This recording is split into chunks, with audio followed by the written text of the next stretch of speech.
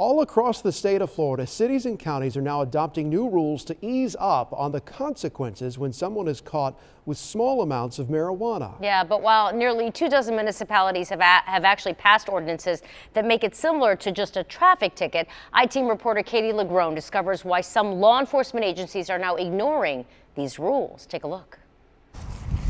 If you had to describe yourself to people, how would you describe yourself? Meet Focus. Micah Sweet. I'm pretty goofy. Back in May, the 20-year-old cook and manager in training was caught smoking pot in his car with a friend. I was like, oh crap, ain't no way out of this. I was looking around, see how I'm gonna figure this out. At the time, Micah had no criminal history. He put us in cuffs to detain us. Going on with the marijuana, and we were sitting on the hood of his car while he touched our car.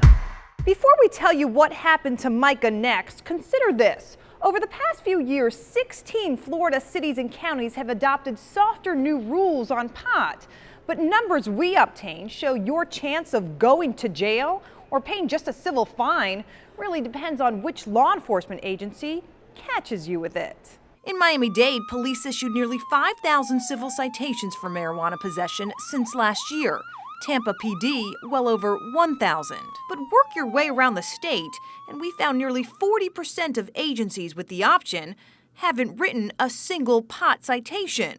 Port Richey Police claims it doesn't have a pot problem, while Palm Beach County Sheriff has a big problem with softening the penalties on pot.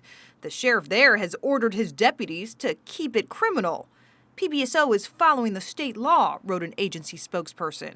And in Alachua County, commissioners were quick to get an ordinance on the books, but not a system to actually make it work. They rushed this to an ordinance without infrastructure, and it's just sitting there with no usability for anybody. So what good is it? Right now, at this time, it's not much good at all. It looks good on paper and it looks good to talk about, and the commissioners have kind of touted their horn on it, but it's really useless. If they stop using time and resources on marijuana possession, they can focus those time and resources on more serious crimes. Raymond McGuire IV of the American Civil Liberties Union supports decriminalizing marijuana in Florida and giving a second chance to first-time offenders. Well, some law enforcement still has the outdated belief that we need to treat marijuana like a gateway drug, which it is not.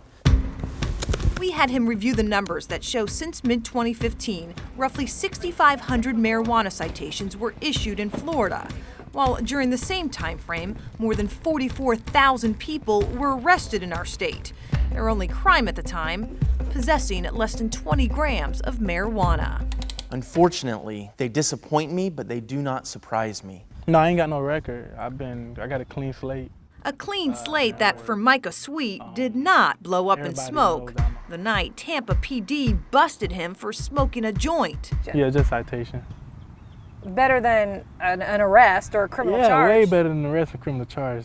I'm thankful for that. All of this applies to possession of marijuana as long as it's under 20 grams. Civil citations can run anywhere from $75 to $100, but again, no criminal charges. Check out who's issuing civil tickets and who's still going criminal with pot on a state map we've created on our website. I'm I-Team investigator Katie Legrone, taking action for you.